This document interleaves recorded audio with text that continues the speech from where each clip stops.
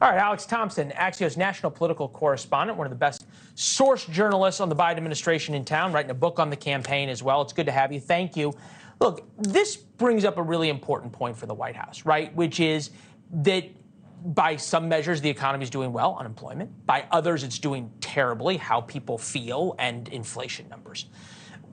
At some point, or is there going to be a point where they acknowledge, hey, look, there's a lot of Americans who, despite what the president says, don't feel good about the economy?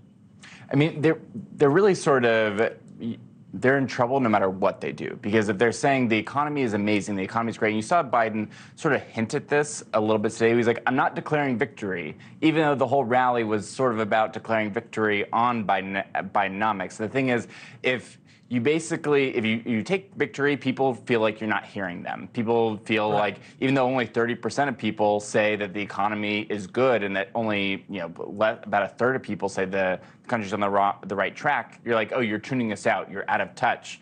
But then if you just ignore them and you ignore their concerns, you're like, yeah, everything sucks, then they're also be like, well, why should I reelect you?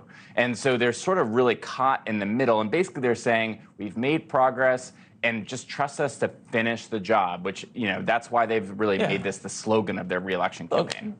Look, we all want the president to be healthy, with it, smart, all of these things. As Americans, like, that's who you want in the commander-in-chief. But we got to call a spade a spade. 1 p.m. in the afternoon, 30-minute speech. There were times that he seemed to get lost. There were times he meandered. It was not the strongest performance that he's given. And this is also the trouble for the White House, right? The more they have to put him out because the pandemic's over and you can't run from the basement, but you do, and he says the war in Iraq rather than the war in Ukraine. What's their balance? Have they figured it out yet? Yeah, I mean, how can you use the bully pulpit when you don't have a bully you can put in the pulpit? That's really the problem that they're having right now. And the problem is also their bully in the pulpit really doesn't do many events outside of the hours between 10 to 6.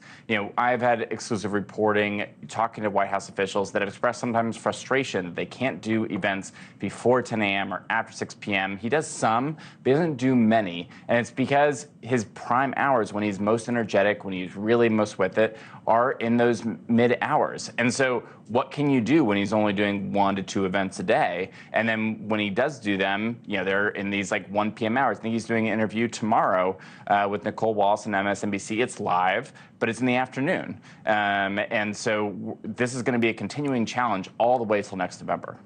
Yeah, the other wild card here, right, is there's many, RFK at the town hall coming up, being one. And we'll see if RFK hits the president squarely on the issue, either of his age, the push-up video being sort of the initial salvo, but also on Hunter Biden. And there's this issue of the text message originally to Hunter Biden. The president responded to that today, said, hey, there's nothing there. I wasn't there when Hunter sent the message to a Chinese communist official.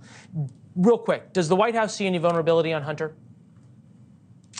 That's such an interesting question. The short answer is yes. And this is also why they won't really talk about it. It was really striking to me that when Karine Jean-Pierre was really pressed on it last week, that she just kept referring to the White House counsel statement. And then one reporter smartly said, okay, well, can you just read us the White House counsel statement so we can have it on TV from the podium? And she said no. Yeah. And the only reason you do that is if you don't want to be seen on TV repeating this statement. They have tried, the White House's posture towards Hunter in a public relations sense has been, let's just not talk about it, try not to give it oxygen. But it doesn't seem, we'll see if Hope it goes away. Yeah. All right. Hey, great having you here. Thank you very much. Thank you. Really enjoyed it. We'll keep following your reporting.